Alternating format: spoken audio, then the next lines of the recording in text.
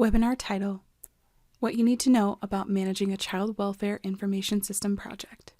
Subtitle: A refresher and perspectives from CWIS and non-CWIS managers. Webinar date: August 31st, 2022. Children's Bureau Division of State Systems logo.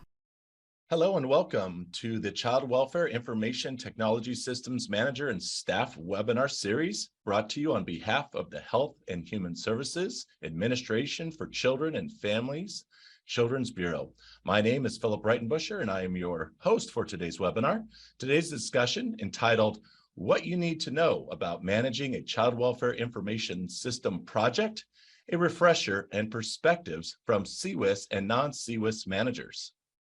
Slide title: Participating in today's webinar. On-screen text demonstrating how to participate is explained by moderator. We are hoping for some active participation in today's webinar. So attendees are encouraged to participate in the discussion with questions or comments. All of the participant lines currently are muted, but can be opened for Q&A sessions. If you would like to ask a question live, you may use the raise hand feature, which should be either at the top or bottom of your screen. We will then see that your hand is raised. Either myself or Tom Oates will be chatting with you privately in order for you to just acknowledge that you're ready to ask that question live. At that point, you will have the ability to unmute your line once you're called upon and ask your question. If you happen to raise your hand by accident, that's okay. We'll just go ahead and lower your hand once you are able to chat back with us. You're also encouraged to ask questions throughout the presentation by using the Q&A feature, which is located, again, either at the top or the bottom of your screen. Please submit all questions using Q&A so that we can monitor those appropriately.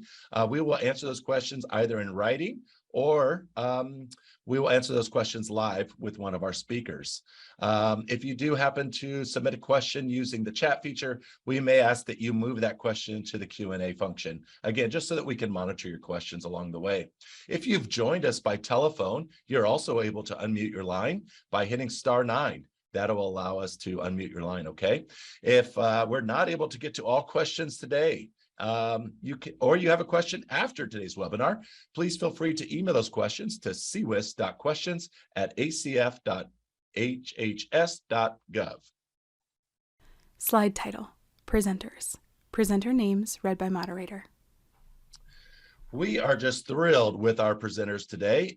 We have a full lineup beginning with our director, Teresa Young, who's the director of the Division of State Systems. You'll also hear from Dr. David Ayer, who is a federal contract support.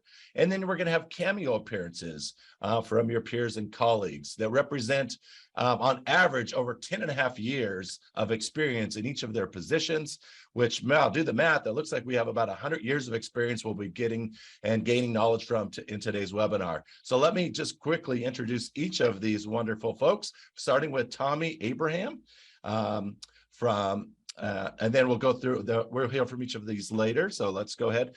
Tim Bartleman, you'll hear from Tom Blanchard, Sandra DeHart Mayar, Julie Flemig, Marina Havan, Jonathan Hauser, Lindy Cattermas, Brandy Otto, and Stephanie Sarber.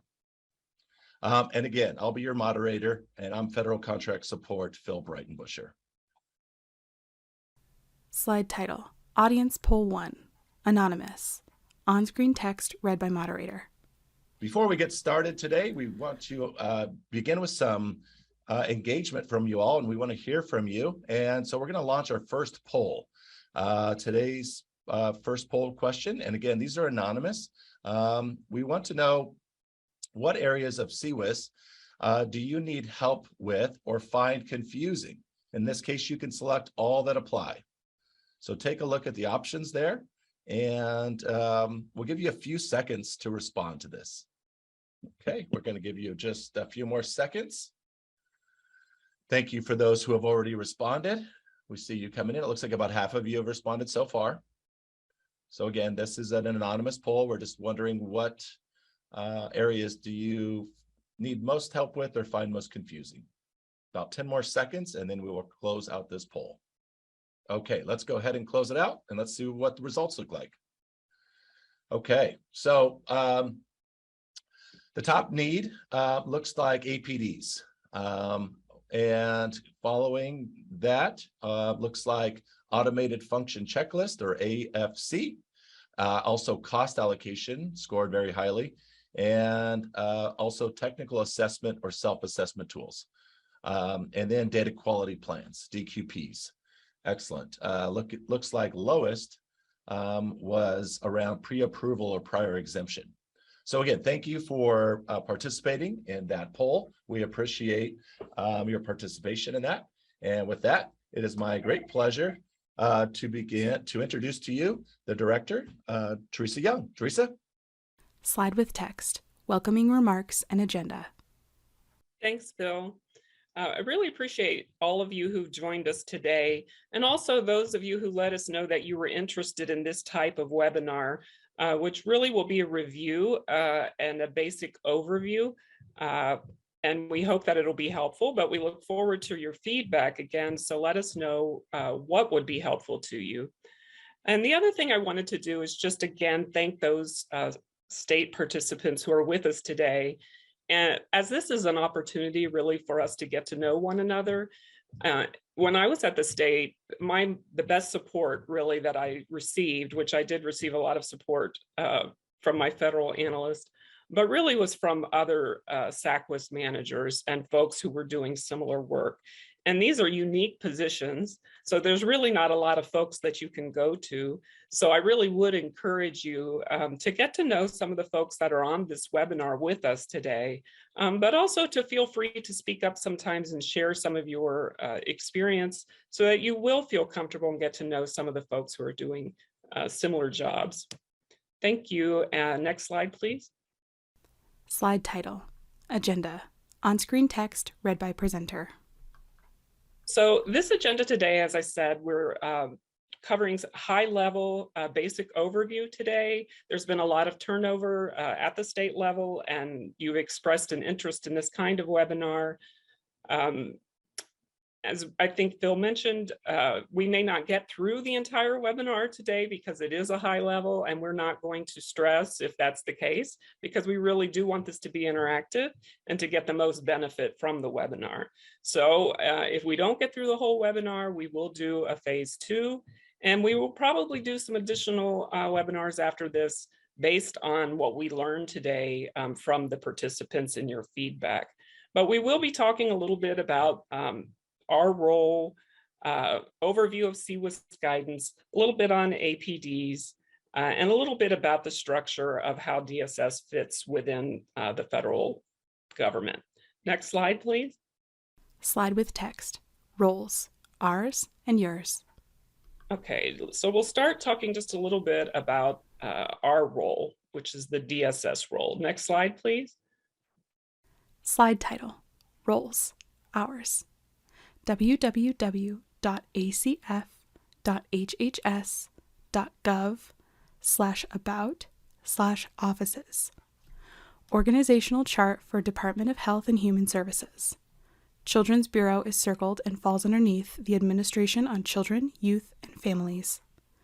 An arrow from the Children's Bureau points to a text box that reads, DSS is located in the Children's Bureau, providing information system development support and works with Division of Child Welfare Capacity, Division of Performance Measurement and Improvement, Division of Policy, Division of Program Implementation, Division of Research and Innovation, Office on Child Abuse and Neglect, and also works closely with the regional program offices that are located around the nation. The bottom of the organizational chart shows regions 1 through 10. And this slide's a little hard to read, but hopefully you can see it. DSS is part of the Children's Bureau, which is part of the Administration for Children and Families, which is part of Health and Human Services. We do want to make sure that folks know that on our monthly calls that we have with you, you will also know that we work very closely with 2 other types of federal analysts. One are the regional program staff, who you're probably most familiar with, but also the grants management analyst, who's responsible for managing claims when they come in for funding.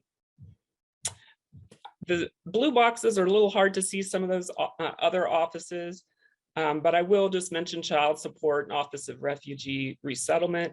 In the larger blue blocks, you see other divisions within the Children's Bureau. And the ones that we tend to work with the most are performance measurement, policy, and research and innovation. But we do strive to work across all divisions. Next slide, please. Slide title, Roles, Hours, www.acf.hhs.gov/cb/about/hour-organization. Organizational chart for Children's Bureau. Division of State Systems is circled and falls underneath Office of the Commissioner. ACYF and Associate Commissioner. Fed Reports CFSR falls within the Division of Performance Measurement and Improvement, which is also under the Office of the Commissioner. We did want to mention that while we focus on Division of State Systems focuses on IT system development and implementation and operations, there are other divisions, that do play a critical role in what we do. And as we mentioned, some of those on the previous slide, it is really important how our work interfaces with the CFSR as well as federal data reports. Next slide, please. Slide title, Roles, Hours. On-screen text read and described by presenter. So obviously DSS does have an oversight role, but I really don't think that honestly is the most important role that we have. And the way that I view our role is that we really are in this together, because if the states and tribes don't succeed, then the federal government doesn't succeed. So we are partners in your projects. We are mutual funders of your projects. We do provide technical assistance, and we do develop and go over rules, and we do reviews of systems. We also work with you to scan, all the different parties and players who may be involved in these projects. And we work with you to build relationships with different folks at the federal level that may also impact your system and your project. And then finally, I would say we encourage you to work proactively with your analysts so that we can partner with you to help mitigate project risks. Next slide, please. Slide title, Roles, Hours. On-screen text read and described by presenter. So who you're going to call when you have issues. So we do have these monthly calls, and states handle these calls differently. Sometimes there's just norms that have been established over the years. But I would, ask you to think about, what do you need on these calls, and how to organize the calls so that they can be the most benefit to you. And you should feel okay communicating some of that to your analyst. The calls don't always have to go a certain way or be done the way you've always done them. They don't even always have to be monthly. You may need to sometimes meet more often or less often. My advice is be upfront, proactive. The more you communicate, the more we will be able to help you problem solve and anticipate, issues that may come down the road. Share your victories and your challenges with your analyst and others. If you don't feel comfortable letting us know, where you're really challenging or what's really bothering you or is at most risk for the project, then we really can't help you. And we can't be as effective in helping you. So feel free to ask for assistance when you need it.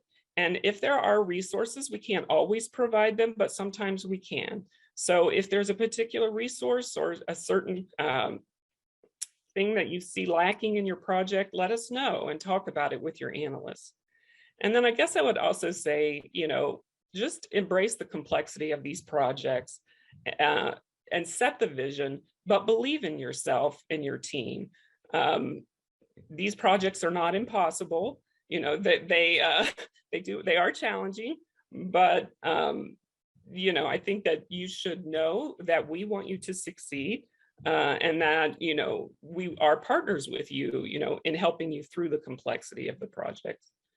Next slide, please. Slide title: Your role, bringing the vision to life. On-screen text read and described by presenter. But more importantly, really, is your role. And so we want to spend a little bit of time on how we see your role. And it's an absolutely critical role. And you may not see yourself as a national leader, but in fact, you are a national leader. And those folks that are doing the work know it the most.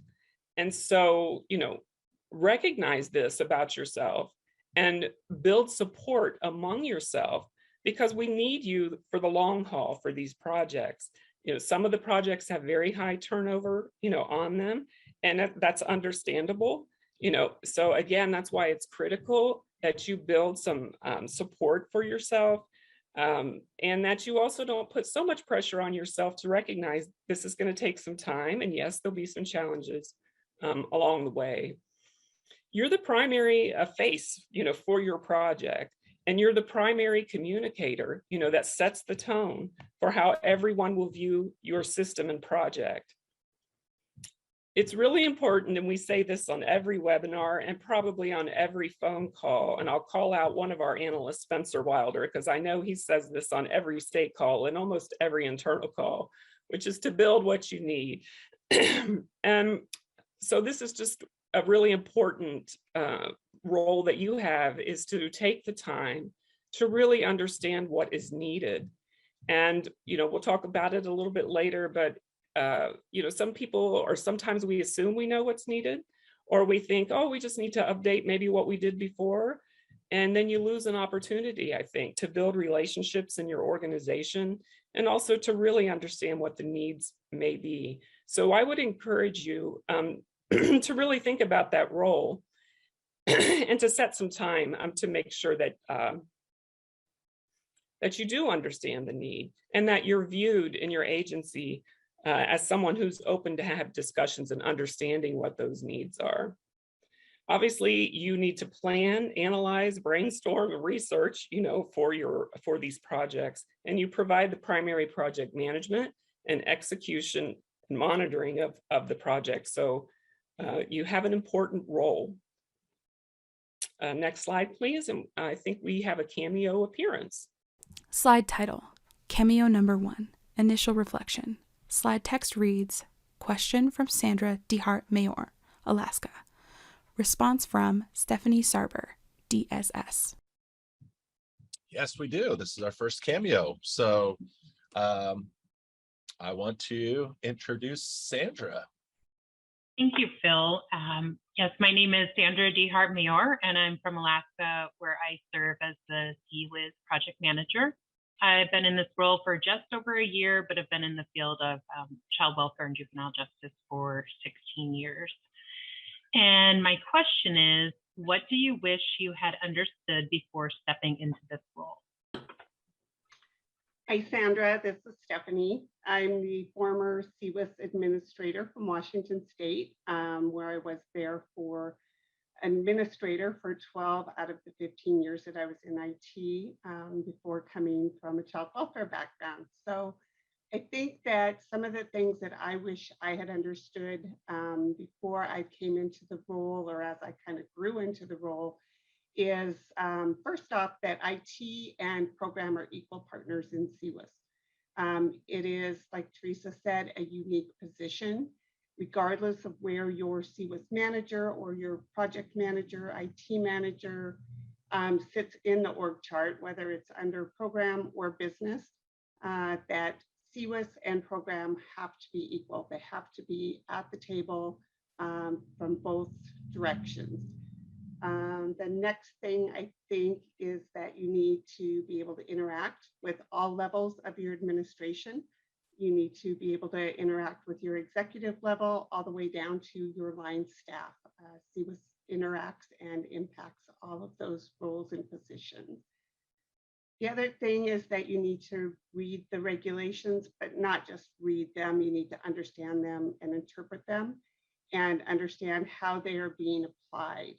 You've got documents, guidance documents, you have your monthly calls, and working with your federal analyst, I would say make sure that they understand that what your business needs are, understand your questions, and recognize that they're there to provide technical support. It's not a political conversation. It's not a gotcha conversation. It's actually, they really are there for that success of your program, your project, and delivery of services to your state's folks. Then, understanding what would work best with your state needs, how to build a business case to demonstrate what works best for your state and how it's going to meet the regulations, and support your program of practice. Like Teresa said and Spencer said, build what you need and demonstrate to ACF how that meets the guidelines and how it meets your practices needs. The other thing that I think has continued to, was continuing to baffle me, and that I always had to dig into and try to learn more about, was how the APD, the PA cap, and the 496, how they're all tied together with cost allocation, what's CWIS, what's non-CWIS, and truly understanding that and getting technical assistance when you need it in that area. The importance of networking with your peers was also something that I found invaluable. There are nuances to different states. So one thing might not fit the same for every state, but having those networking conversations, sharing between the states, ideas, lessons learned, documents, even code sometimes. When I was in Washington, we actually got code from other states for some functionality that was really helpful and brought us a step forward. So those are the things that I wish that I had known and that I grew into over a number of years. Thank you, Stephanie. I echo everything you said, in particular, the struggles in learning the cost allocation piece and where I fit within operational and development within the budget. I also agree that there's an abundance of information out there, which can sometimes be overwhelming because it can take time to find the answers needed. As you said, it's imperative to actually understand what you are reading, and that takes time as well. So my advice is to spend as much time as possible reading and asking questions as early on as possible. In my particular role within the state of Alaska, a few things I wish I had known in this role coming in would have been the lack of documentation left by predecessors. And so as I move forward in this role, ensuring that I'm writing things down and taking notes just in case I get hit by a bus tomorrow, whatever it may be. Another thing would be the amount of time that my teams would spend on federal reporting. Part of this is due to the age of our system, but I was also pretty naive in thinking, for example, that my research team would only be spending a few months out of the year on AFCARS coding. I was unaware of the obstacles I would face in implementing new technology due to the lack of staff within our state's IT security office and their competing priorities. And then I think lastly, just having worked the field and being at MSW, I was not prepared to deal with the amount of conflicts between best practice documentation and the reality of the field. For example, it's hard to send out an email to staff when I'm all excited that we've added 20 new fields to the system, in order to meet our AFCARS reporting. Yet I know the reality of turnover and high caseloads, et cetera. Yeah, thank you so much, Stephanie and Sandra, and I appreciate you sharing your expertise with us, and especially that last comment, Sandra. Wow, so impactful, and the realization of the hard work that's going on in the front lines. And being from California, I would have thought reindeer were more dangerous than buses, but Yeah, in Alaska. All right, let's give it back to Teresa. Thank you both. Slide with text. DSS website. Thank you. I think we were going to go over a few items on the DSS website, just to make sure that folks are familiar with our website, and hopefully you know where the website is. I'm assuming most folks do, but if you don't, we're going to show you the link on the next slide, please. Slide title. DSS website. DSS has a website providing guidance at www.acf.hhs.gov/cb/training-technical-info-systems. Yes, and we'd like to introduce David Ayer, who is going to help walk us through the website. So David, are you with us? Presenter screen is shared and shows the DSS website. Presenter scrolls through page with several different links. Great, we can see this. We can see the site, David, and Excellent. Hi, everyone. David Ayer. I am ICF contract support for DSS. I'm glad to be giving you this brief overview of the DSS website, State and Tribal Information Systems. Please bookmark this page if you haven't done so already. You can see there are 9 topics with their own links and brief descriptions, starting with an overview of the Division of State Systems that you can read. I'm going to zero in on a few of these links that seem to have some saliency based on questions that we received from folks. First, how to send a formal submission. Click here, please, to get detailed instructions about sending a formal submission. This will help you avoid delays. The next one I'm going to dive into here is the CWIS status link. Mouse clicks the link that reads CWIS status and scrolls through the new page that shows several bulleted items and a table titled CWIS Status of Child Welfare Information Systems. The left-hand column has a line for each state, with several columns to the right containing data and statuses. And as you can see here, this is not about CWIS compliance, but rather this is a list of the states containing the names of their systems in use and any new systems, if applicable, for that state. And it also lets you know whether the system in use, the systems in use are in transition to CWIS on the one hand, or non-CWIS, and whether the new systems are CWIS or transitional or non-CWIS as they get developed. And that's the Screen goes back to the original website page with links. one slide. Another that I wanted to take you to is webinars and training materials. Mouse clicks the link that reads Webinars and Training Materials and scrolls through the page that shows 2 columns. The first is called Title and contains links to each webinar, and the second is called Date and lists the date of each webinar.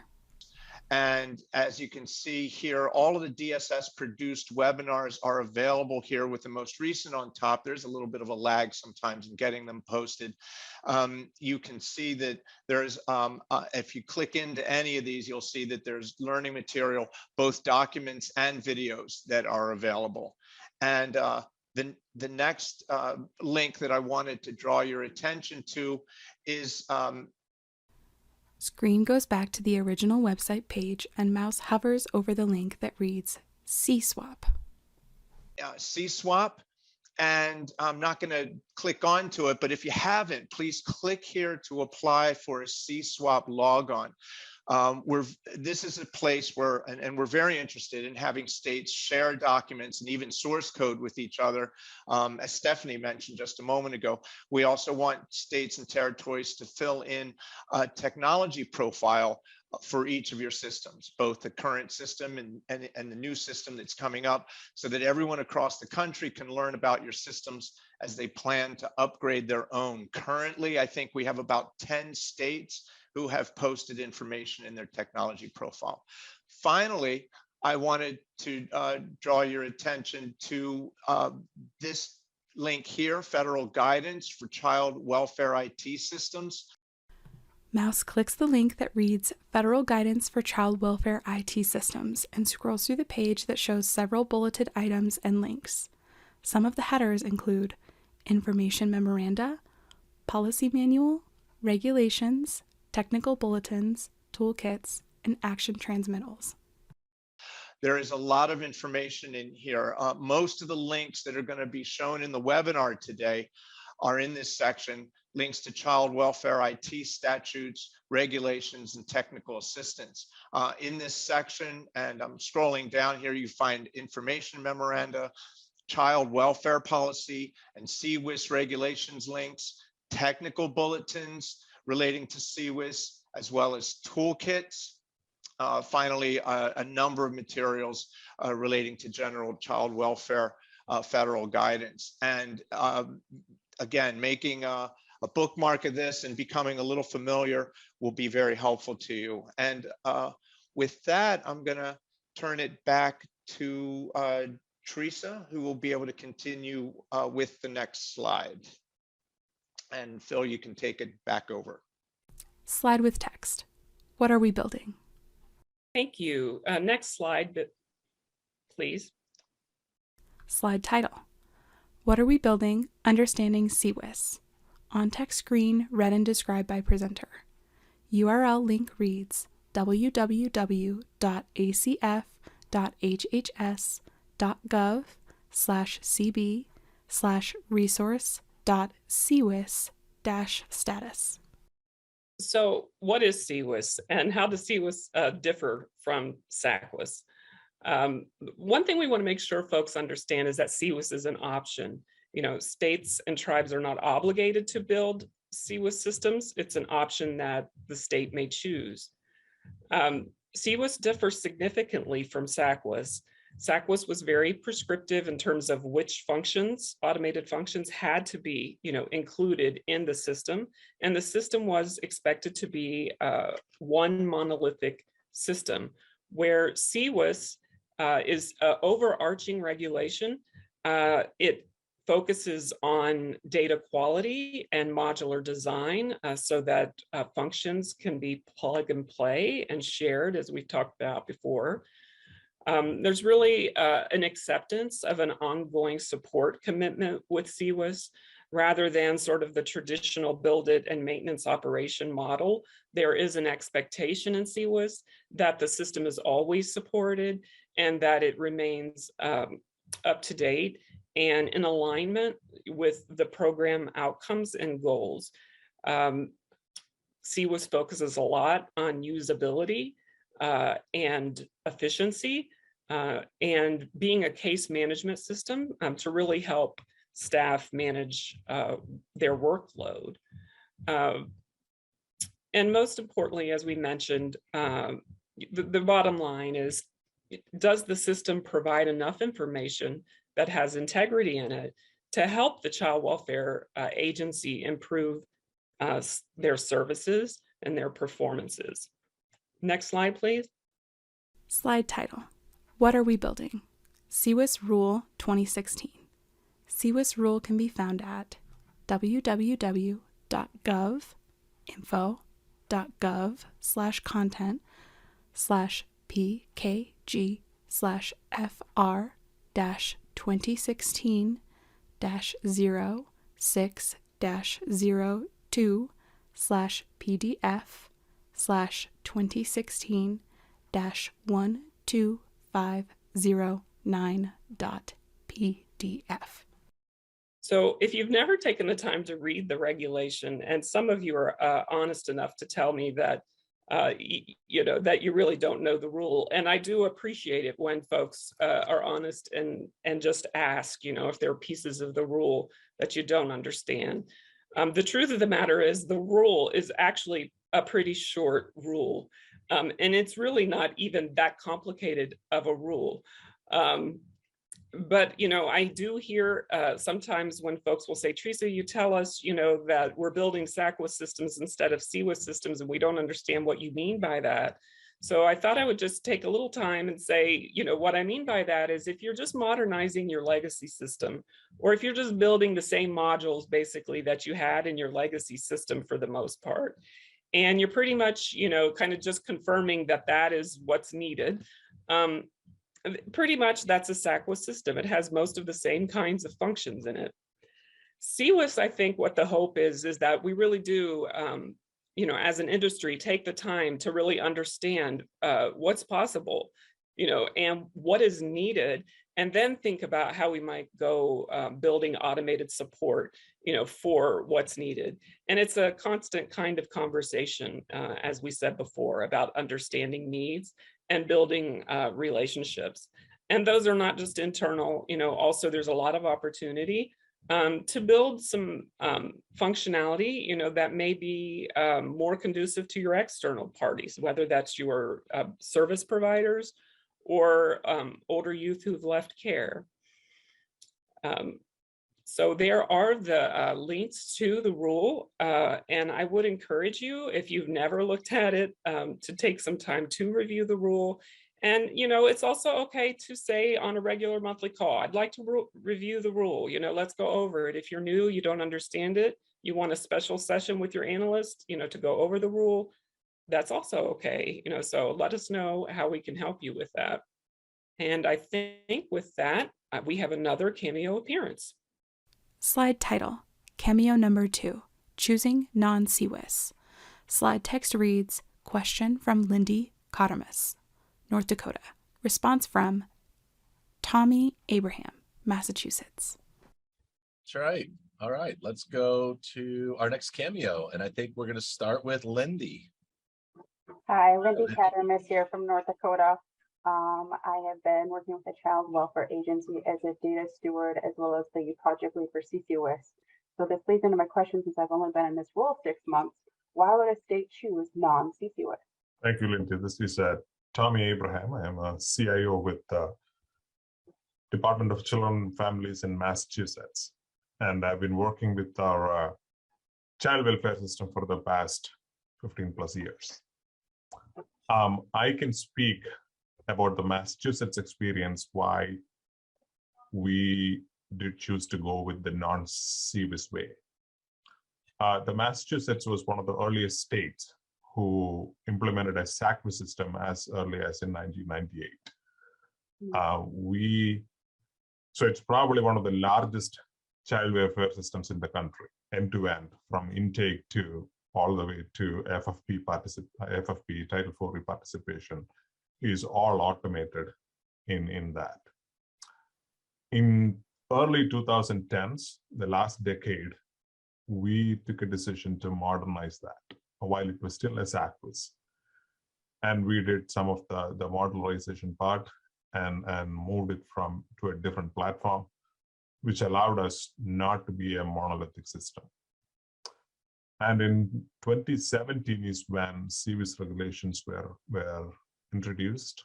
And one of the mandatory requirement was a bidirectional interface with the CWCA, Child Welfare Contributing Agencies. And that was non-negotiable at that time. I think that has since been changed. But that was something that was very challenging for the state in 2017, since we have hundreds of providers who are already using our SACWIS system. And it was an onerous mandate.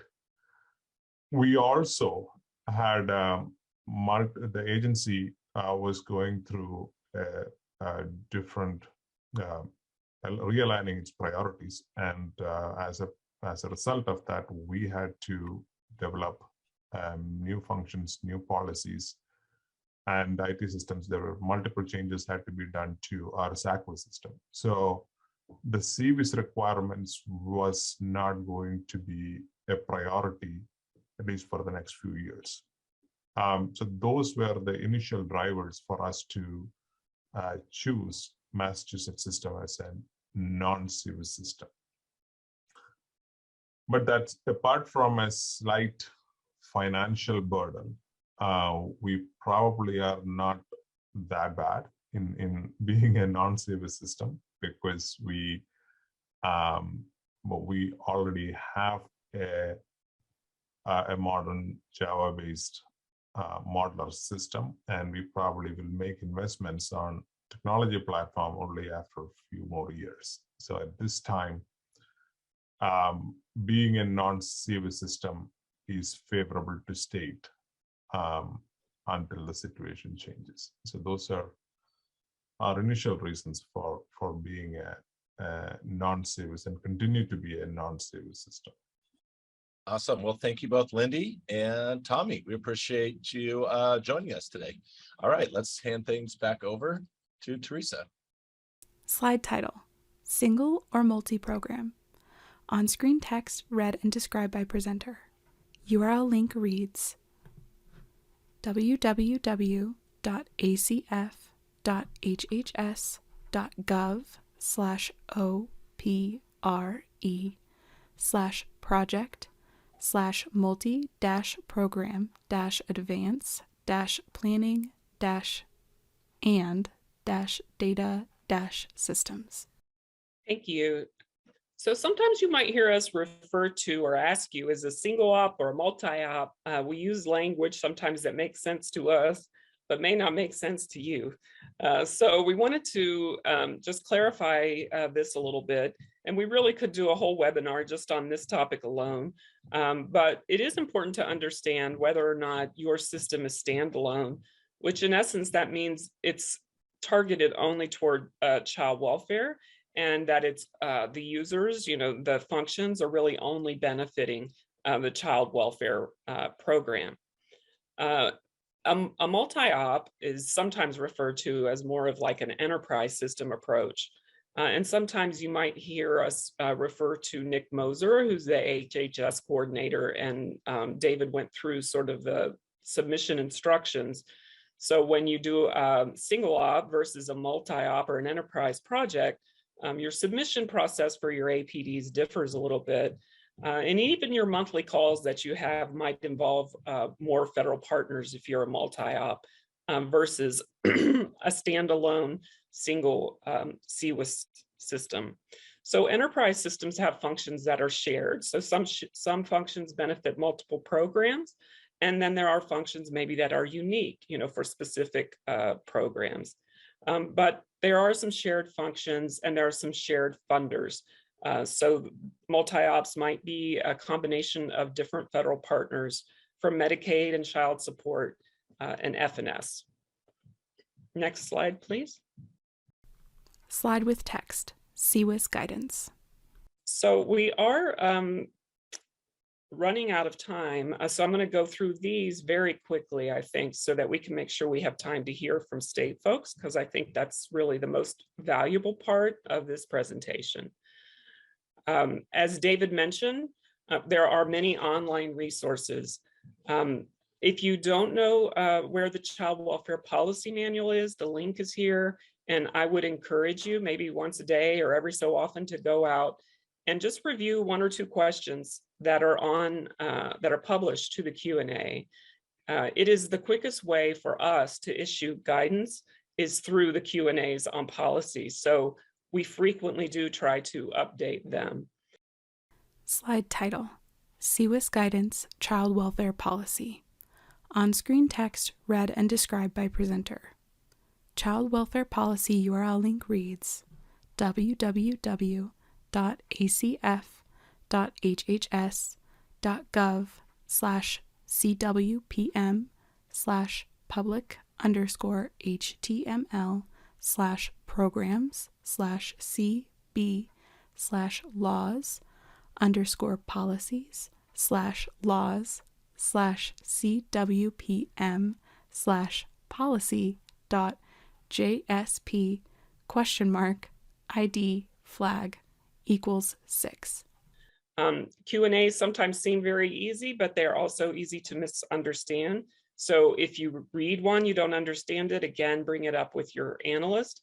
And again, this may be something that you also want to do on a monitoring call. If you don't have time in your regular schedule, to go over some of those Q's and A's, and you want to set aside some time, during a call, you should feel free to do that.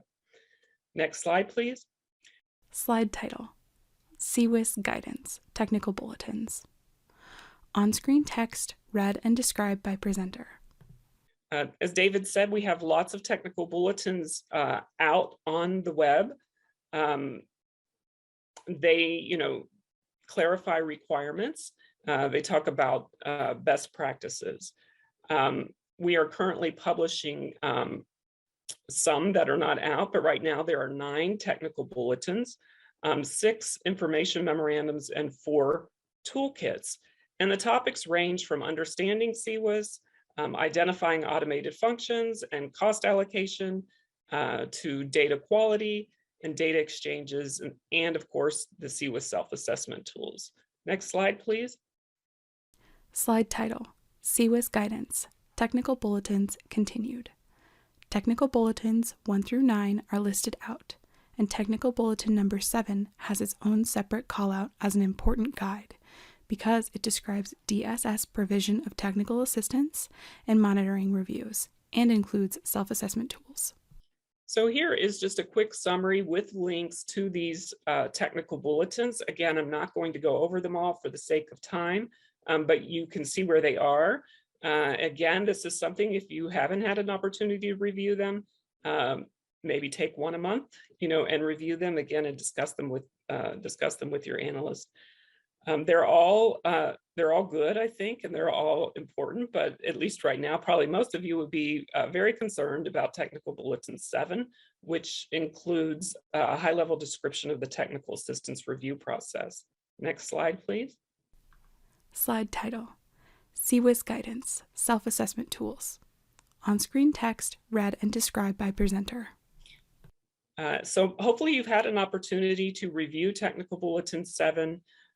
We've published many self-assessment tools, and some of them are on overarching requirements on data quality, federal reporting, modularity design, usability. And then there are more program-specific tools that are targeted to generally the areas of child welfare, whether it's intake or case management, child welfare contributing agencies, and adoption. Next slide, please. Slide title: CWIS Guidance, Reports, CFSR and CFSP. Federal reports are listed and linked.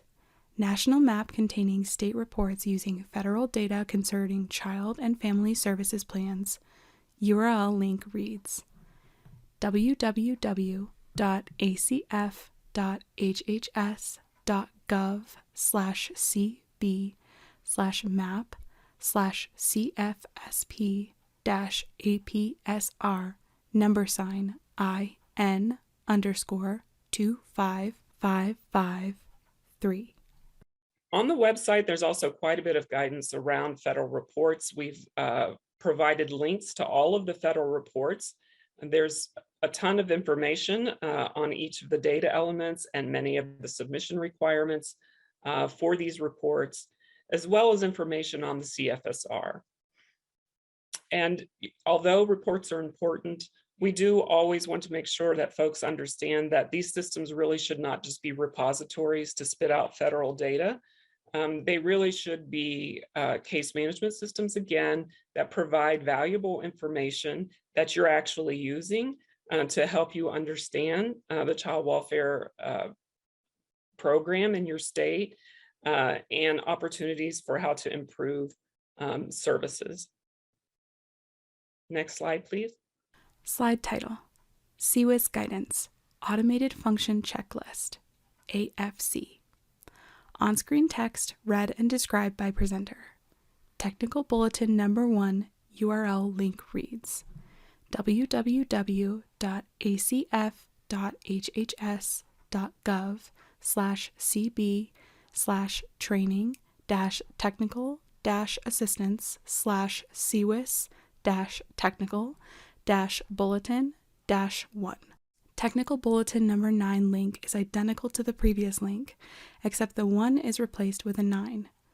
Webinar URL link reads www.acf.hhs.gov/cb/training-federal-parent-locator-service-child-welfare-staff-defining.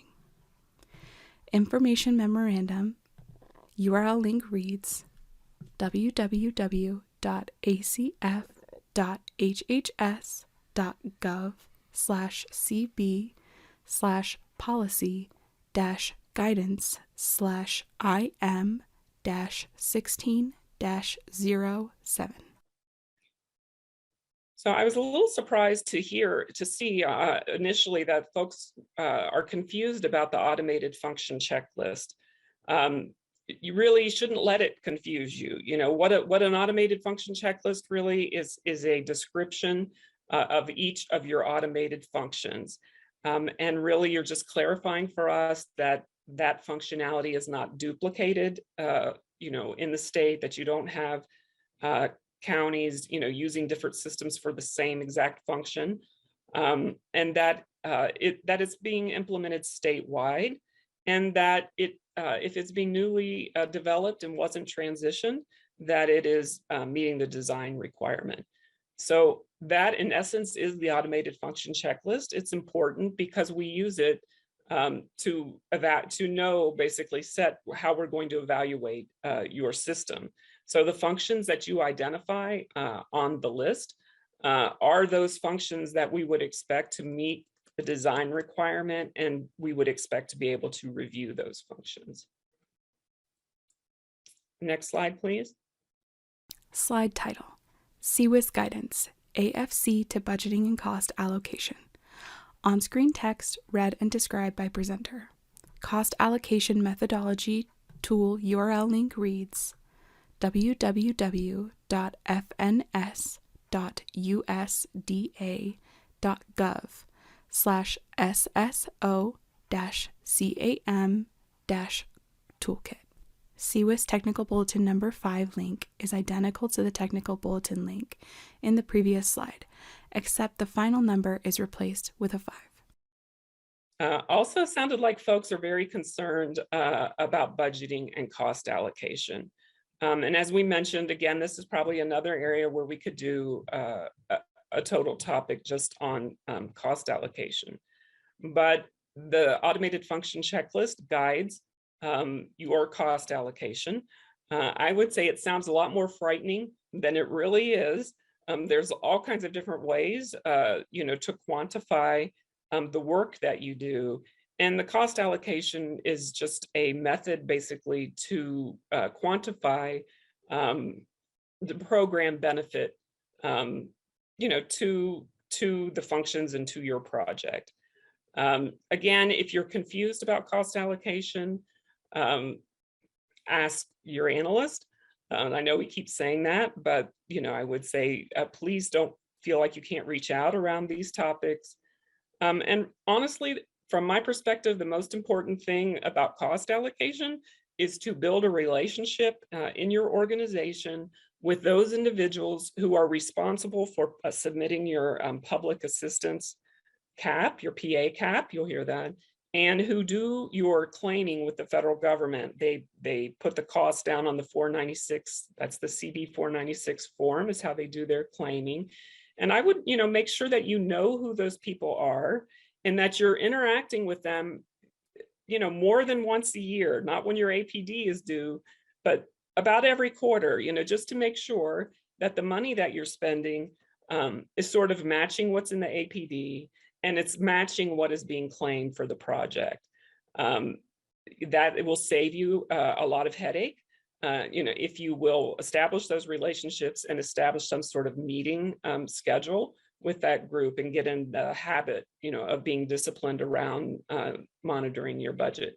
There are some resources that are online and we've included those links And, let us know what parts of the cost allocation you're finding the most difficult, maybe either in the comments or at the end of the webinar when you give us feedback, because we really would like to understand where you're struggling with, in terms of cost allocation.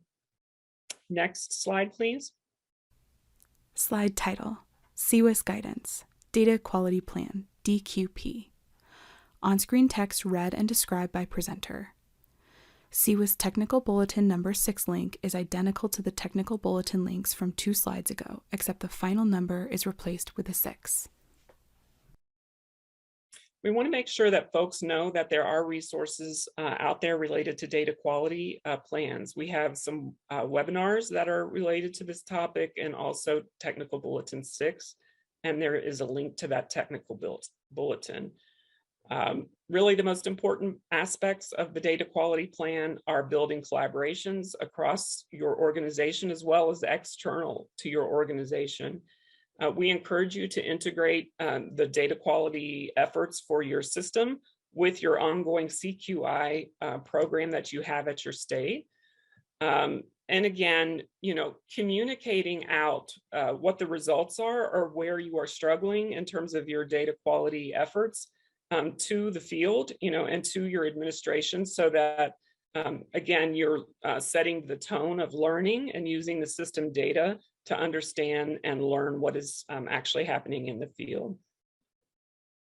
And then, lastly, for data quality, what we're really looking for is also optimizing the automation. And this is an area we think there's a lot of room to grow in and to expect more than what we've traditionally had to support the field in the systems as it relates to data quality.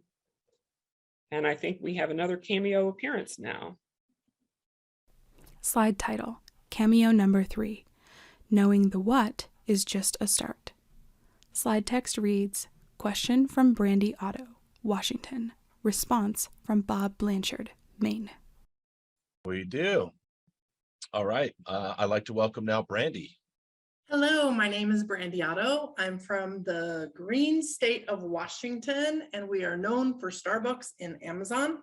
I've been with Department of Children, Youth, and Family Services for 28 years in child welfare altogether, and I'm the brand new CWIS administrator for Washington. And my question is, how does a new CWIS manager absorb all of this?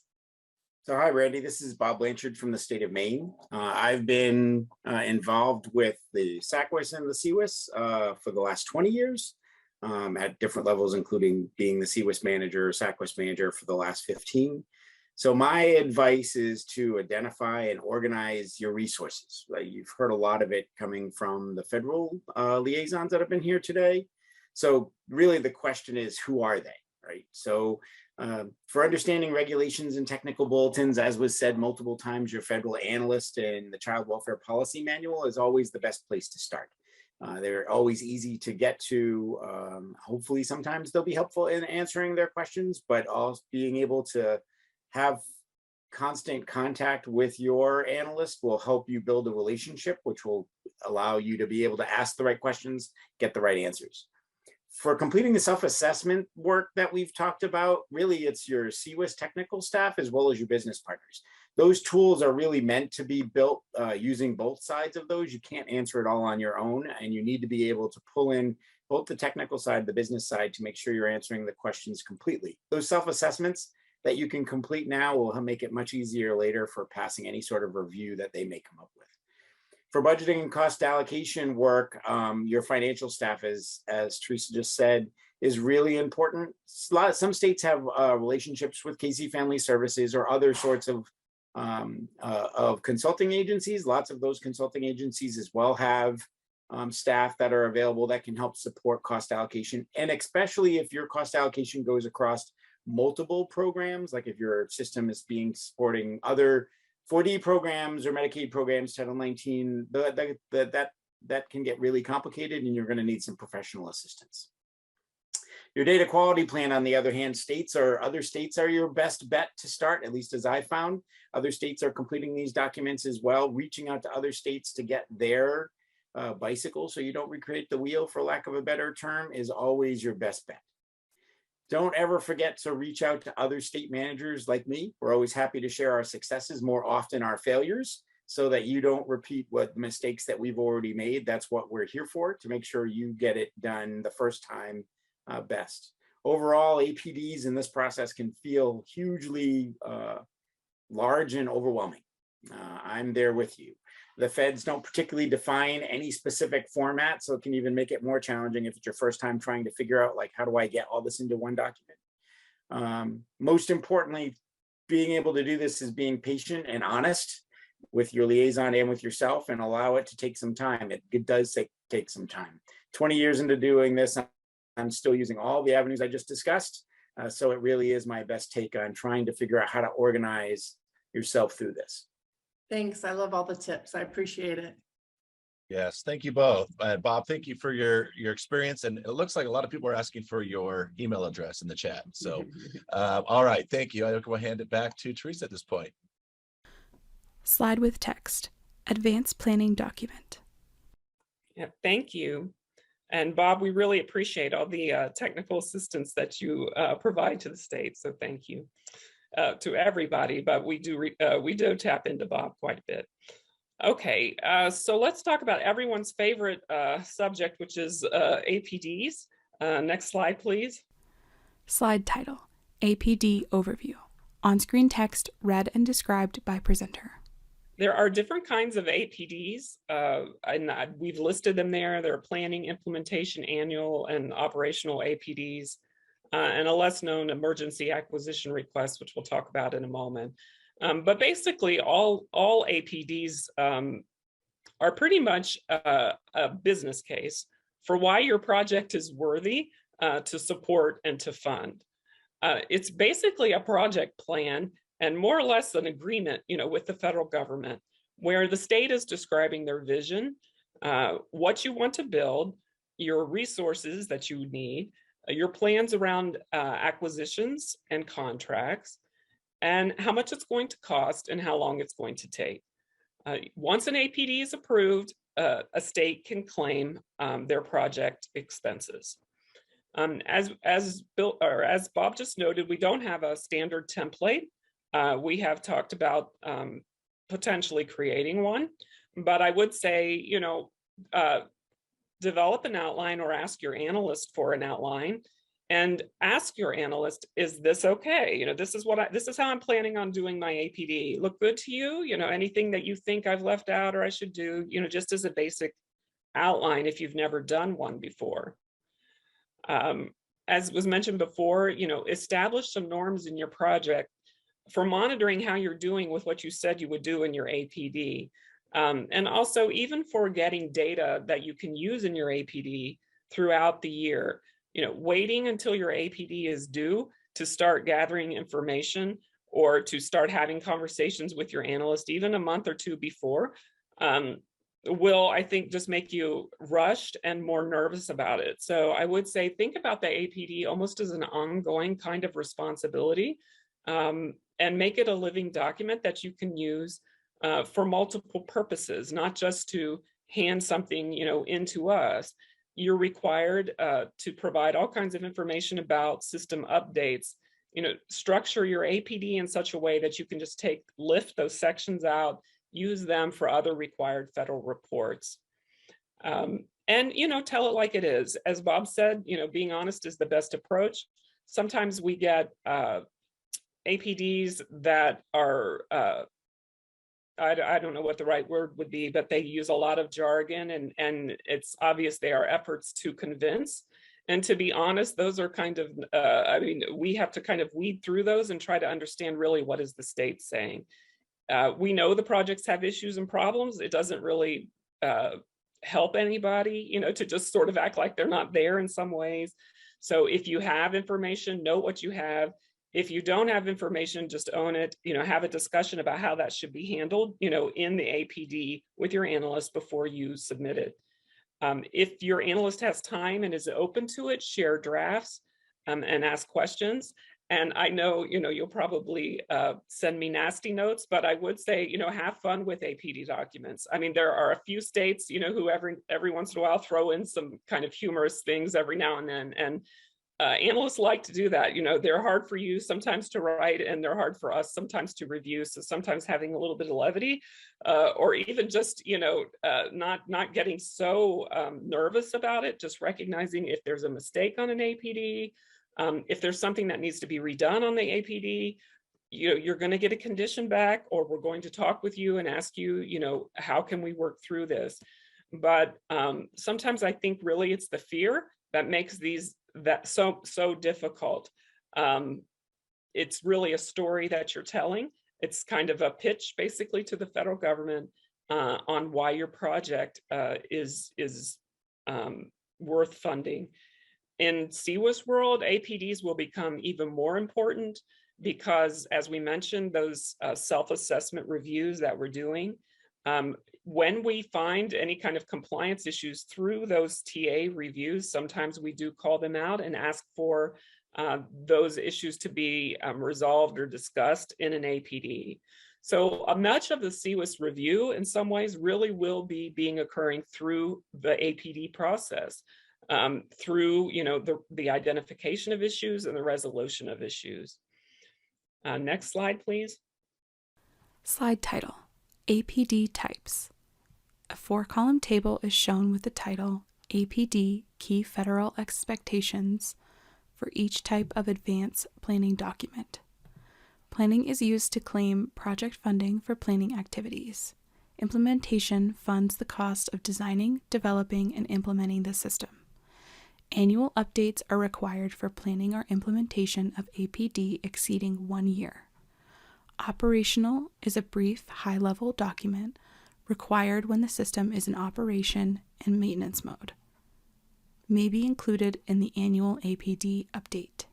These are really helpful slides. I'm not going to go through all the differences of planning, implementation, automated annual updates, and operational APDs. I think the slide does a pretty good job of explaining some of the differences. The APD regulation is at 45 CFR 95-610. So if you've never read the APD regulation, again, it is not a very long regulation. It is really not even that much of a complicated regulation. So if you haven't read it, take the time to do so, and you might feel a little less intimidated by what an APD is. Next slide, please. Slide title, APD When Needed. A 2-column table is shown with the title APD When You Need Them. Emergency Acquisition and the As Needed APD. Column 1 is titled Emergency Acquisition Request and is used only to request immediate funding for hardware, software, or services in emergency situations when program operations would be harmfully interrupted or delayed.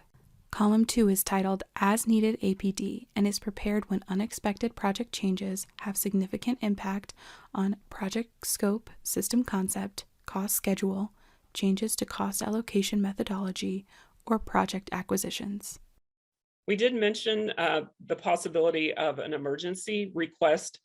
Sometimes this is immediate funding when a program is in a crisis or there's a total disruption or delay of services. And then there are as-needed APDs, and as-needed APDs are required when there's a significant change from what you told us you were going to do in your APD, in your annual APD, or in your implementation APD. And a significant change means you've changed project approach. You've had to change something in your contract or vendors, or you've significantly missed a schedule milestone, or you have a cost overrun or cost difference or resource issues. So those are the kinds of things. There are other things that might come up, but those are the most common where you would need to do an as needed. And I would say with an as needed APD, don't make those more complicated than you have to. You know, discuss again with your analyst, but they should be fairly short documents. Next slide, please. Slide title, APD Resources. On-screen text read and described by presenter. Webinar URL link reads www.acf.hhs.gov/cb/training-technical-assistance/system-CWIS-advance-planning. We do have a document, PowerPoint presentation, APD 101, that we hand out. It's very large, and when people get it, they feel overwhelmed. It was developed in 2015. Because it's a PowerPoint, is one of the reasons why there's so many slides, so when you get it and you're thinking, oh my gosh, how much of this is there? It's really because, at one point that was, shared as a PowerPoint presentation. But everything, all the regulations are in that presentation. So if you don't have it, let your analyst know. We'll make sure that we get it to you, or you can just use that link right there and access it. Next slide, please. Slide title, APD Additional Information. On-screen text read and described by presenter. Information Memorandum 1301 URL link reads www.acf.hhs.gov/cb/policy-guidance/IM-13-01. There's more information on here about when prior approval is required. Some important things is that your APD is due 60 days before the end of your budget period that you requested. So you are in charge really of when your APD is due by the budget request that you make. So look at your budget request and figure out, 60 days prior to that, and, make sure that's the time period for when it's most convenient, and best for you to give us the best APD that you can. Some states fall into a habit or the norm of either the state fiscal year or the federal fiscal year. And if that works best for you, that's okay with us. But if it doesn't, you can revisit that and revise when your APD is due, again, based on your budget period. Sometimes states make an assumption that they can just spend any money that was authorized in an APD, from year to year, and that's not true. You may be able to use money that's unspent, but you need to get that approved in an APD and make sure that the activities are linked basically with the time periods and the money that you want to spend. Usually it's not a problem, but it is important that you recognize that you do need that formal APD approval to actually use unspent funds from year to year. The final thing I wanted to say about APDs is the person who, and we say this sometimes on calls, but it's our associate commissioner who has the authority to approve APDs. Your analyst makes a recommendation, but the actual authority rests with your signed letter that's signed by our associate commissioner. Next slide, please. Slide title, APD What Needs Prior Approval. On-screen text read and described by presenter. COTS waiver URL link reads www.acf.hhs.gov/CB/policy-OA-PI-13-01. The first RFPs and contracts webinar link reads www.acf.hhs.gov/CB/training-webinar-part-1. The second webinar link is identical to the previous link, except the word 1 is changed to 2. So what needs prior approval?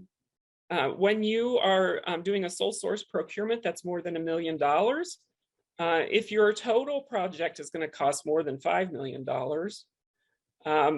then that is when you need APD and you need prior approval. Our procurement regulations are at 45 CFR 95-611. If you've never reviewed those, again, they're not very long. I would encourage you to review them. Sometimes we do get questions where there's some projects where you do what I used to call interval deliverable agreements or work order authorizations. They're smaller scopes of work and you kind of have a master contract. And sometimes folks, want to take those individual smaller contracts and maybe not have those scopes reviewed or those budgets reviewed. That's really something that you need to discuss with your analyst, depending on how high risk the project is or how much information is known about the project. We still like to see those sometimes because the total project is over $5 million. You can ask for an exemption to prior approval. If you need that, discuss it with your analyst. And again, there's lots of resources out on APDs, but we do want to hear from you. What are the most challenging parts? Where are the pieces that you're struggling with the most? Slide title, APD FFP for operational systems. On-screen text read and described by presenter. So as we mentioned before, next slide, please. You do need approval of your APD for FFP. This is mentioning operational systems. Again, you might have some projects have development and operations going on simultaneously, but once you're pretty much out of a development phase, you do move into an operational phase, and those requirements are significantly less once everything basically is in operations. And if, again, you're confused about that, as we always say, discuss it on a call. Next slide, please, or I think we have another Cameo performance. Slide title, Cameo number 4, Getting a Grip on the APD. Slide text reads, questions from Sandra DeHart, Mayor, Alaska. Response from Marina Havan, District of Columbia. Yes, but before we go to that, Teresa, we had a couple questions that have come in, and I just wanted to remind our audience, you can submit questions throughout the presentation using the Q&A function. So I think, Teresa, you would probably be best to take a first crack at these questions. The first one asks, what is the contingency process for APDs that have conditions for approval? The contingency process. I'm not exactly sure what that means, but basically a condition means that in order to be able to be out of the clear, if you will, to be able to claim without any risk, I guess I would say, with less risk of recoupment, you would need to meet the condition. And, if you're confused about whether or not you have to meet a condition before you can do something, then discuss that with your analyst. We try to make sure that is always in the letter, what the expectation is. So most letters might say something like within the next 60 days or within 90 days, we need you to do X, Y, Z, or we need to see PQR. And there are nuances, as Stephanie noted earlier. So if you get a conditional letter, always discuss those conditions with your analyst. It surprises me how easy it is to misunderstand what a condition is. And we don't want you to spend a whole lot of time working on a condition that may not even be, mutually understood between the feds and the state. So when you get a conditional letter, take the time to go over those conditions with your analyst, make sure you understand them, and then talk with your analyst about whether or not they are doable. We want you to do meaningful work, not busy work. So if you really, if there's a big barrier or something that you need, or it's not realistic and you think, I'm just not sure I can, I need to do X, Y, Z because I need to involve all these different people, talk to your analyst, and let them know, what is the challenge? What can you do? Where is the state with whatever that condition is? And, maybe might explain why we put that condition, why we were concerned, about what about that particular item. So I'm not sure that totally answered the question, but hopefully it did. And if it didn't, please let us know, just write in more, or and we'll take another shot at it. Perfect. Thank you, Teresa. Let's go ahead and I'm going to ask Sandra to come back on. And I think she has a question about APDs. I do. Thank you. So my question is, how does a new CWIS, non-CWIS manager gain aptitude and avoid desperation assembling their APD? Hi, my name is Marina Havan. I'm the Chief Information Officer for District of Columbia Child and Family Services Agency. I've been in this position for the past 4 years. To answer your question, I've been doing writing APDs for past 10 years or so for HHS and SNAP programs, and each program has a little bit of its own nuances and requirements, obviously. So I would say one of the best things you could do is to get a copy of another APD. That will really quickly bring you up to speed, not to copy another state's APD, but just to kind of get a sense as to what the program is looking for. So we're working with ACF. What are some of the things that ACF wants to see in the APD? Of course, in addition to all the helpful APD 101 and all of those, those kind of bring you up to speed. Because as I think Teresa said, APD 101, just the volume of it is kind of overwhelming, but read through it. It's really good stuff. I get a copy from another state. That would be really helpful. Another thing is really kind of understanding between the differences between CWIS and non-CWIS, and just to put yourself as to where you want to be and what are the cost implications and what are the benefits that you could lobby internally for your organization in terms of, we really should consider this or that. ACF has laid out some really good steps in terms of a new project, and it really is helpful to go through the needs assessment, cost benefit analysis, environmental scan, just the things that have been laid out are really good to follow. If nothing, not just because of the ask, but it just puts you in the right place to be able to answer analyst questions. The other aspect that, and just kind of, for me, the most complicated part of APDs are the budgeting and cost allocation. So those are the most generally complicated parts. So understanding the duplicative services, and I think some of the polling also pointed to that, and being able to, and that's really impactful on the CWIS side, being able to figure out a way to determine that, because every year you have to submit that, right? Every year you have to update your checklist and go back to it. So just spend the time to come up with what that is so that you can go back to it every year and then just say, yep, we're still at the same place.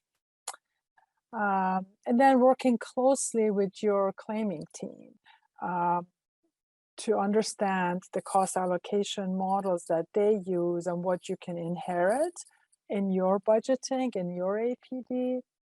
And that really is helpful. And that also kind of helps you with the non-CWIS cost implications calculation. So that's really helpful there. Those are things that really kind of reduce the complexity, because once you talk to your claiming folks, they're going to really help you with the budget aspect, and I think that takes a lot of the edge off of building, the ultimate best, cost allocation model and budget. So those are a couple of things that I would say would really reduce the desperation.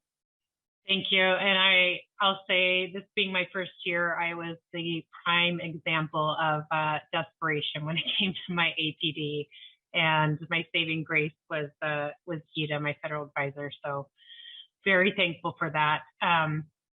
I agree in the benefits of reading other APDs. That was very helpful to me.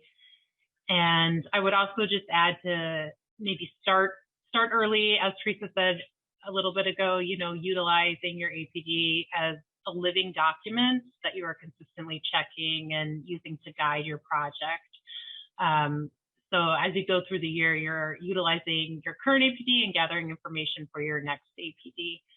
And then lastly, like you said, Marina, writing your APD takes a lot of collaboration. And so the more documentation and guidance you have in all areas, the easier it will be. And so continually educating your colleagues on what information is in your APD and what will be needed for your next one. That's something I'm really going to work on this year so that I won't be so desperate next year. Awesome. Thank you very much to both of you. We appreciate your experience and the wisdom you shared with us. Clearly, APDs was an area of lots of questions. So thank you for your time. Teresa, I'm going to turn things back over to you for another question that's just come in, actually. And this question says this: if the contract is under $500,000, does it need to be pre-approved prior to execution? Well, again, I would encourage you to go to 4595-611, and that 500,000, there is some language kind of that talks about enhanced Medicaid and $500,000 as being the threshold. That is language that is applicable to CMS, which is Medicaid, because Children's Bureau and we do not have enhanced Medicaid. So that $500,000 threshold that's in the regulation is related to those specific projects. In CWIS, as I noted before, if it's 1 million is the threshold, and then a project threshold for the APD is 5 million. So hopefully that helps. And I know that we are nearing the end of our time, and I definitely want to make sure that our state folks get an opportunity to answer their questions. We want to make sure that folks know that we have a listserv. If you're not on the listserv, please make sure that you do get on the listserv. We use that to communicate with states. We've already talked a little bit about CSWAP, and I think Stephanie or someone mentioned the Navigator group. So I'm going to skip all of those slides and just head straight to Cameo number 5. Slide title, Cameo number 5, Getting Connected and Tuned In. Slide text reads, question from Lindy Karamas, North Dakota. Response from Julie Flemig, Connecticut. All right, that's great. So I think we have a question from Lindy. Yes, my question is, how have the CCWIS listserv, CCWIS questions email, DSWAP, the CWIS Navigators group, and or the ISM conference made a difference? Hi, I'm Julie Flemig. I am the program director for the CT Kind project in Connecticut. I've been in the area of child welfare for over 29 years and came onto this project in 2015 in the initial stages. And I found that all of these have really opened up a lot of opportunities for us in looking at different resources. It really helps us to network with other states and make those connections, especially the Navigator call. I find that has been extremely helpful in us getting to know our counterparts in other states, sharing our experiences, all of our information, some of our pain points that we have encountered during these transitions with our systems. But really, I found it that people are very eager to help one another, which is nice because similar to other states where you may not have the business and IT together, we have business and IT working together side by side in agile teams. And I think trying to navigate some of that and the cultural differences, this has been very helpful. Especially in areas such as that are complicated for us, like a COTS waiver. Just sharing that kind of information with one another has really helped each other out. We have contacts that we have been able to tap into if we have questions. And really the ISM conference has given a lot of opportunities to states looking at the new technology, seeing what else is out there since technology is changing every day. There's so many new things out there. But it also has allowed for us to send some of our staff there for professional development. This year Connecticut has its third person that has been accepted into the Emerging Leaders Program, which I think is a great program. It's great exposure. But really all of these resources that we have at our fingertips to really just share information, clarify things with one another, share ideas, and really educating one another on different parts of these projects has been very beneficial to us here in Connecticut. Awesome. Well, thank you so much for your response. Let's go ahead and go to our next question. Slide title, Cameo number 6, Words of Wisdom. Slide text reads, question from Tim Bartleman, Iowa. Response from Jonathan Hauser, Utah. I guess I have a question. I want to know if it's really possible to assemble an I-Team dream team. Hi, gang. This is Jonathan Hauser from Utah. I've been with our SACWIS CWIS project since 2007. In the role of the CWIS admin, it shifted around in the middle, but for about 10 years of that. And currently I'm the technical manager for the team. So to answer your question, I really like this question. There's a lot of jobs where you can accomplish quite a bit as an individual. CWIS is not one of them. You need the team. We work with a lot of different IT groups in the state, and I genuinely believe we have the best team in the state by far. We can talk to you a little bit about why I think that, but we've got highly skilled people. They have all bought into what we're trying to accomplish and do a great job trying to support each other, and they're invested in making improvements. So a couple of ways to kind of think about this. So one of the questions we asked ourselves when we were deciding on if we were going to participate in CWIS was, how will the team need to change? So we had a lot of specialization with our legacy system. We had several dedicated DBAs. We had people that specialized in different parts of the stack. And then the other thing that we got thinking about is we occasionally would get into the situation where there was a bottleneck on what you wanted to work on because of the person that was available. And if you're going to do something like CWIS, you don't want your roadmap dictated by the availability of team members. So on the development side, we really focused on the idea of full stack developers. And so we were very transparent with the team about what the long-term plan was with participating in CWIS and the goal of having full stack developers. And so the result of that was we had a few individuals that selected out. They were interested in continuing doing what they were doing. And so there were other opportunities in the state, and so that worked out well for them. And then we were able to skill other team members up and then bring others in where we were weak. And so it took a few iterations to get where we're at now, but the result is we've got a good combination of outside and inside experience. Couple examples, we've got a front-end developer who specializes in front ends within our Angular system. He was able to build us this very interesting drag and drop scratch pad experience for intake that they've loved, and we wouldn't have been able to do it without his skill set there. Our lead developer and our DBA, they've got extensive system with our legacy system, and so it's been really nice having them. So areas that weren't as well documented, they've been able to point out things that we need to consider as we keep migrating functionality over into the CWIS. We've got a system architect. He's not easily ruffled, and so he's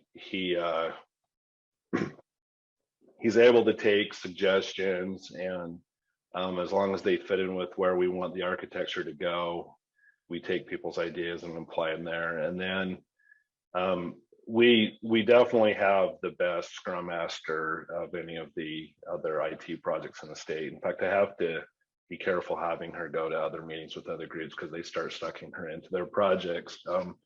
And then Jennifer Larson, our new CWIS admin, she knows child welfare backwards and forwards, and she's doing a very good job supporting the business analysts too. So we knew we needed to make some changes on the teams, but we've been able to do that. And I really think that in the end, the key was to have a few people that had a good experience and then bring some new people in. The other thing I was thinking about on this topic is it's important to provide opportunities for growth. Some of that's about retention, some's about improving communication and flexibility who you can hire. On the retention side, you want to have people be interested in what they're working on. And so one of the things I try to do, I do a monthly check-in with each developer. And one of the questions I always ask is there something on the roadmap you're interested in? And as long as it fits in with business's goals and where we're trying to go with things, we like people to try to be interested in what they're working on. So as in one example, we had one of our developers, he had gone back to school for data science, and we were able to have him work on some dashboarding with the business analysts and do some proof of concept. So it worked out perfect. He was excited about doing it. He was excited about some of the things he had learned. And so that worked out really well. So that's one of the things that I think was important on retention, is making sure people feel really invested in what they're working on. The other thing related to this is communication. We're always talking about where's that line on roles and responsibilities between business, the business team, and the technical team. And we've really come to the conclusion that it's important. You don't want to go too far one way or the other, but it's very important to cross that line on both sides to improve communication. As an example of that, recently during one of our get-togethers, Jennifer went through kind of like a system walkthrough, something that caseworkers would get.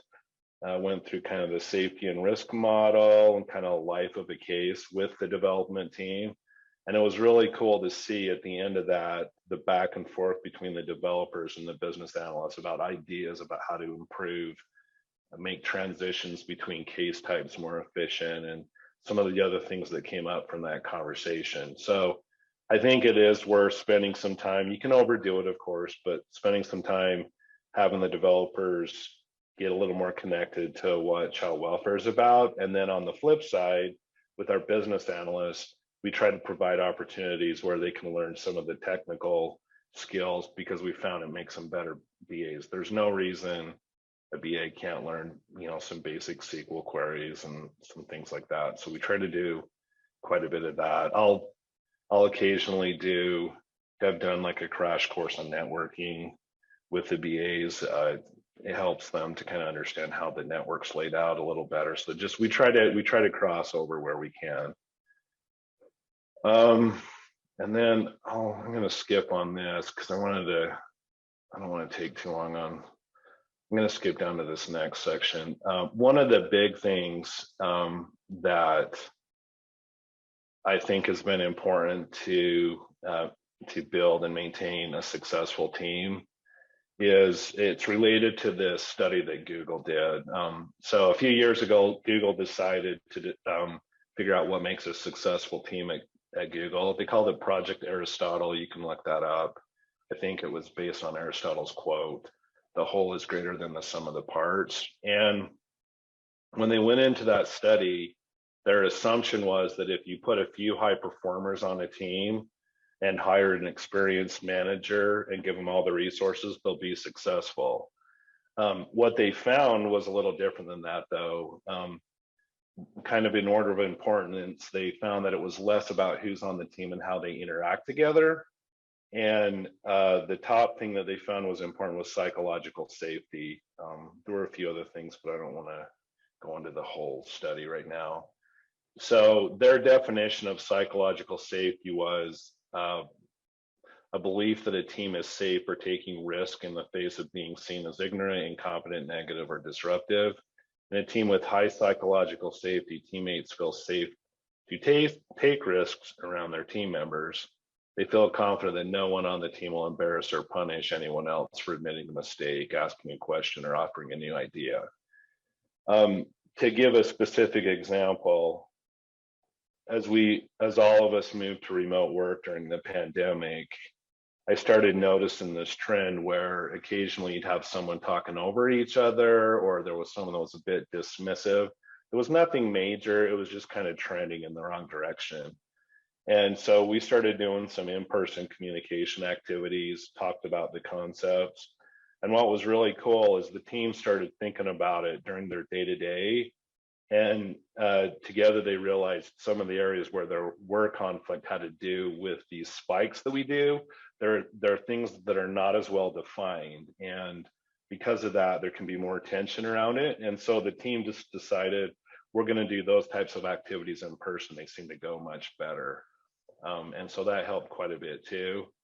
So another thing that's worked really well on our team is we're pretty self-deprecating. You can take that too far, but people feel really safe pointing out when they've made a mistake on something, and we've created a good environment for that. And I think that's very important. And then the last thing to just mention is to have a successful team, it's really about a team that's larger than just your direct CWIS team. You've got a lot of community partners, administrators, and other people, and you need to build good relationships with them if you're going to be successful.